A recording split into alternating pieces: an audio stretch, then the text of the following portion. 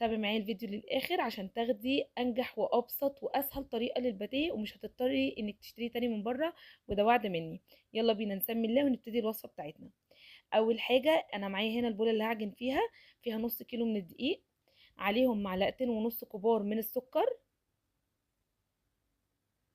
عليهم معلقتين كبار من اللبن البودر، ولو ما عندكيش تقدري تستغني عنه، مفيش اي مشكله خالص.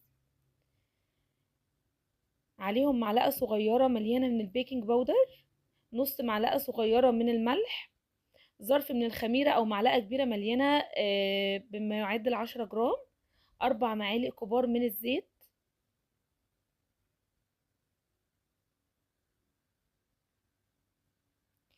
تمام. دلوقتي بقى ايه، هنمزج كده المكونات بتاعنا، هنخلطهم مع بعض وهعجن في العجان. تقدري تعجني على ايدك مفيش اي مشكله، بس مش اقل من 7 8 دقايق عجن عشان تاخدي